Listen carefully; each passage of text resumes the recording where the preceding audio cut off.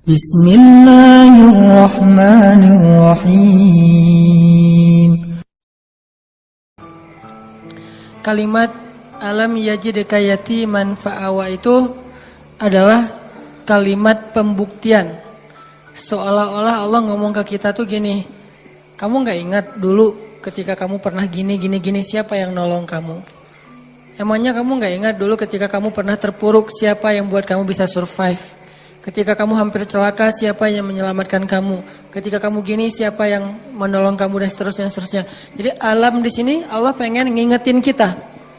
Jadi kalimat alam adalah kalimat permintaan dari Allah supaya kita ingat-ingat lagi nih pengalaman hidup kita. Ada yang pengalamannya sampai ekstrim, second life misalnya, hampir celaka, terus bisa selamat. Ada yang pengalamannya masalah hutang, ada yang pengalamannya hampir bunuh diri tapi nggak jadi gara-gara diputusin. Ada yang macam-macam kan pengalaman orang maya. Nah itu kalimat alam yajidka yatiman. Yajidka itu Allah mendapati kamu dalam status nggak ada apa-apa sebetulnya. Kita tuh awalnya nggak punya apa-apa, bukan siapa-siapa, nggak bermodalkan apapun. Allah yang fa'awa, fahada, fa'agna. Itu terjadi kepada kehidupan kita masing-masing. Kalau dalam bahasa kisah Nabi, fa'awa di masa Abdul Muthalib, fa'awa di masa Halimah, fa'awa di masa Abu Thalib, dan fa'awa di masa Khadijah. Ini semuanya bentuk-bentuk fa'awanya Allah kepada Rasulullah SAW. Kalau kita terjemahin ayat itu dengan kisah Nabi Musa, alam yajidka yatiman fa'awa, itu bisa teman-teman temuin di surat Toha dan surat Al-Qasas. Nanti di dalam surat-surat itu Allah ngejelasin tentang gimana dulu Nabi Musa dihanyutkan ke Sungai Nil.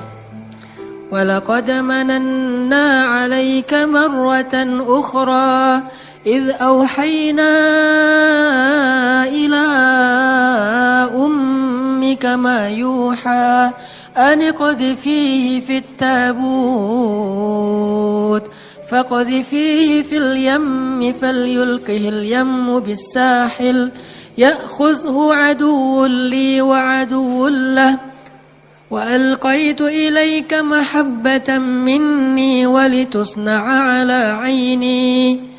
Ketika Allah mengilhamkan kepada ibu Musa, wahai ibu Musa, hanyutkanlah bayimu di Sungai Nil kalau pengen selamat.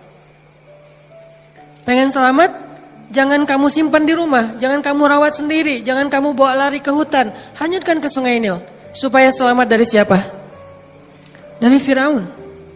Ini perintah Allah. Kadang-kadang Allah ngasih kita perintah dalam hidup itu nggak logis. Menyelamatkan bayi kok malah dihanyutkan ke Sungai Nil. Kenapa nggak dibawa lari aja ke dalam hutan, lalu ke pantai, lalu lupa. Kenapa nggak umpetin aja di rumah gitu? Kenapa nggak bikin rumah aja di yang jauh, atau mungkin ibu dan keluarga Musa ngungsi aja ke Madian misalnya, ke luar negeri. Jadi orang yang lari dari negeri Firaun. Kenapa nggak gitu aja yang lebih logis? Kenapa malah selamatkanlah bayimu dari Firaun dan tentaranya dengan cara hanyutkan ke Sungai Nil? Itulah hidup. Tidak semua perintah Allah itu kadang kita mengerti di awal, teman-teman. Kita cukup tahu bahwa ini perintah Allah, sami'na wa ata'na. Kalau pengen bahas lebih dalam lagi untuk cari tahu hikmahnya, silakan. Tapi jangan tunggu sampai kita ngerti hikmahnya baru sami'na wa ata'na, kelamaan. Akhirnya kita kehilangan banyak sekali kesempatan dapat kebaikan dari Allah. Justru biasanya Allah ngasih kejutan ketika kita ngambil challenge-nya Allah. Iman challenge, akidah challenge, tauhid challenge. Challenge-nya apa? Lakukan perintah Allah walaupun menurut logika kita agak aneh. Misalnya, tinggalkan pekerjaan itu. Ya Allah, pekerjaan inilah yang bikin saya bertahan hidup selama ini. Saya beli rumah, beli mobil, saya punya tabungan sekian gara-gara kerjaan ini. Udah tinggalin aja. Terus nanti saya kerja apa? Tenang, Allah yang gantiin. Terus gimana Ustadz? Jalannya dari mana Ustadz? Allah tahu jalannya, kita doang yang gak tahu. Kalau kita nggak tahu bukan berarti Allah nggak tahu kan? Kita yang nggak tahu, Allah tahu. Karena Allah alimun, basirun, khabirun, maha tahu, maha melihat, maha teliti, latifun, sami'un. Allah maha kuasa. Jadi kalau kita nggak tahu caranya, bukan berarti dia nggak bisa. Serahin aja sama Allah. Ketika kita serahin sama Allah, Allah nggak mungkin ngecewain kita. Kenapa? Allah nggak pernah ngecewain hamba. Kita aja ke teman kalau udah diserahin satu amanah, kita berusaha untuk bikin dia terkesan, nggak sampai bikin dia kecewa. Apalagi Allah. Hanyutkan bayimu ke Sungai Nil supaya selamat dari Fir'aun. Setelah Allah kuatkan hati ibunya, akhirnya karena ibunya soleha, hanyutin bayinya ke Sungai Nil. Berharap selamat dari Fir'aun. Cuman nggak bisa lepas juga, pakai kakaknya.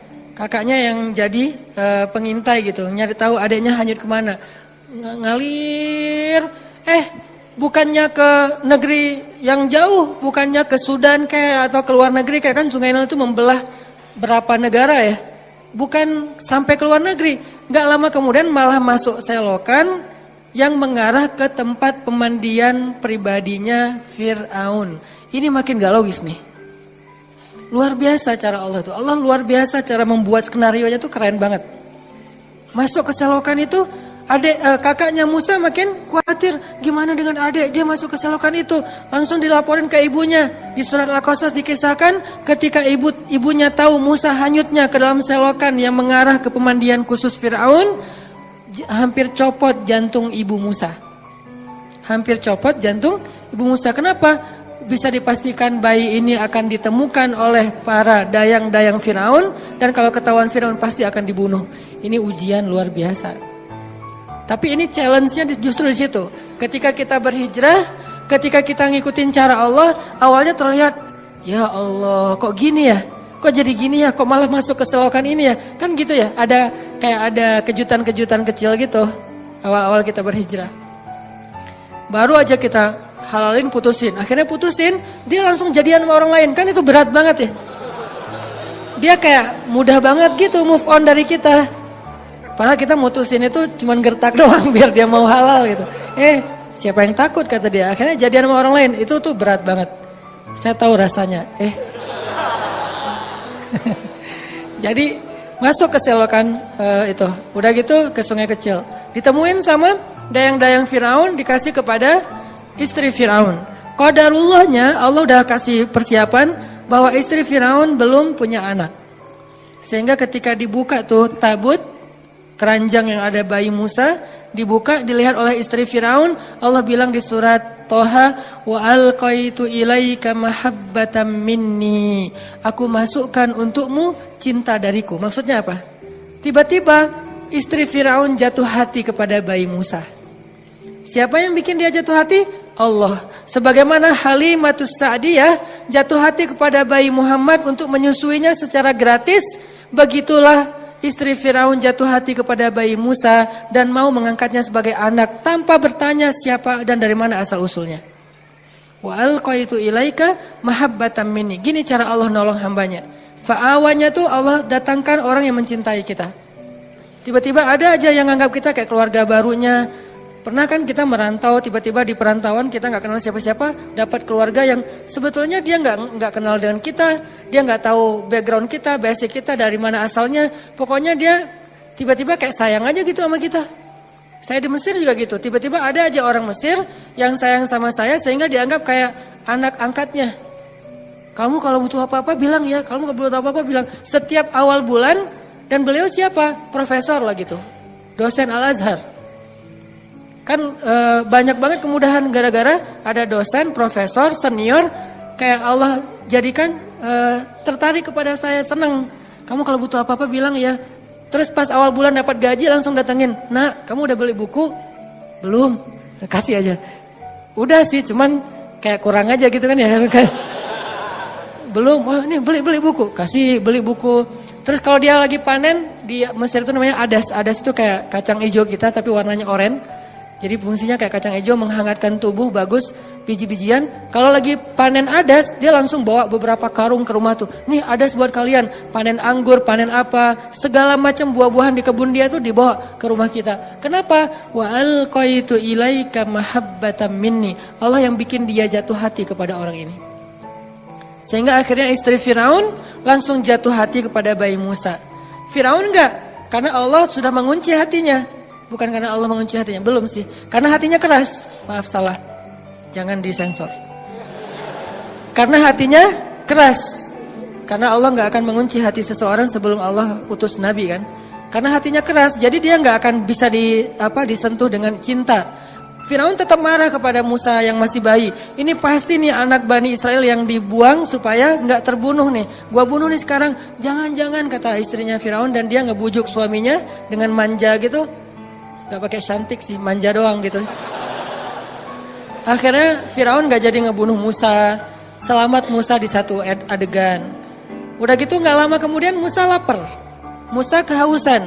Wa wajadaka ailan fa'aghna. Gimana caranya keluarga Firaun bikin audisi? Siapa yang bisa menyusui bayi Musa? Dikasih dinar, dirham, emas, perak. Dikasih tempat kedudukan yang tinggi di dalam istana. Punya gelar ningrat. Dikasih rumah di dalam istana yang sangat bagus. Dari sekian banyak perempuan-perempuan yang ingin menyusui Musa, semua ditolak sama Musa. Karena kenapa? Allah mengilhamkan kayak gitu kepada bayi ini. Paham kan? Sebetulnya kalau bayi polos biasa aja, asal ada yang nyusuin kan dia nyusui ya. Tapi Allah mentakdirkan Musa nggak boleh nyusuin ke ini. Di antara sekian yang banyak audisi, yang terakhir justru yang diterima. Kenapa? Allah yang nentuin.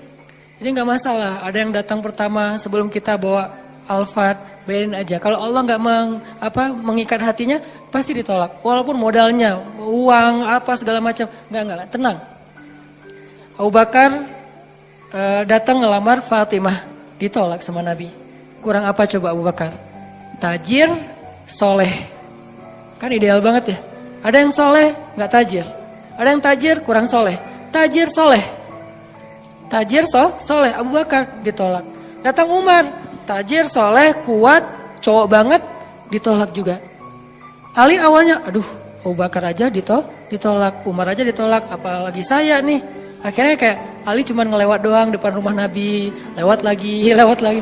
Dipanggil sama Nabi, Ali kenapa? Enggak ya Rasulullah gitu. Ali, kamu pengen menikahi Fatimah? Terserah sih.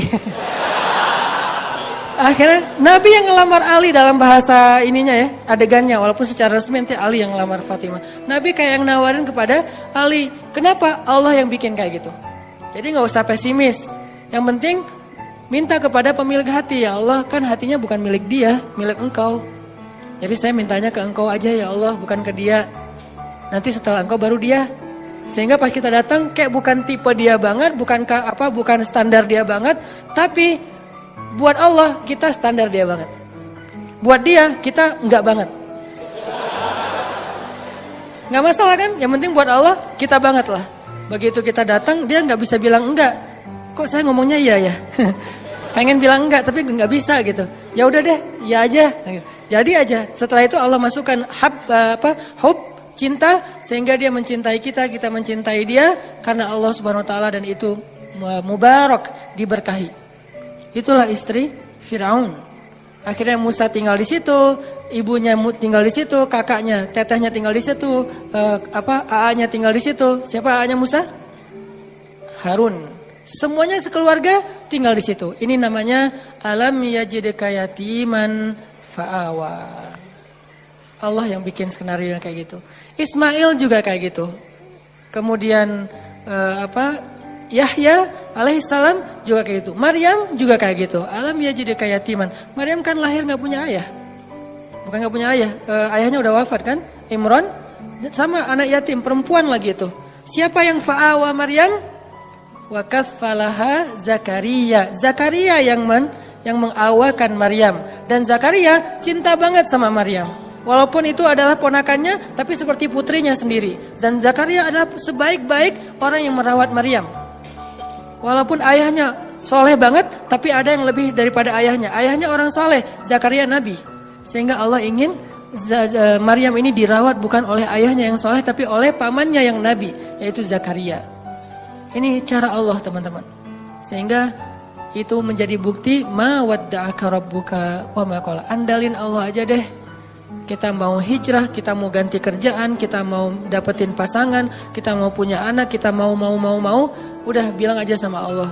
Ada mau apa aja bilang aja sama Allah. Selama yang kita inginkan itu kebaikan, Allah malu untuk enggak mengabulkan keinginan kita. Gak mungkin gak dikabulkan, pasti. Kenapa saya bilang pasti? Allah sendiri mengatakan, ujibu da'watad da'i idza da'an. Kalau ada yang berdoa sama aku, curhat sama aku, ujib. Aku pasti akan nge-replay, akan ngerespon, akan ngejawab, akan nge-read. Gak mungkin enggak. Pasti dibalas sama Allah SWT. Kalau teman, pasangan, geng gak ngebalas WA, biasalah itu. Tapi kalau Allah, gak mungkin enggak. Pasti di-read langsung dibalas sama Allah.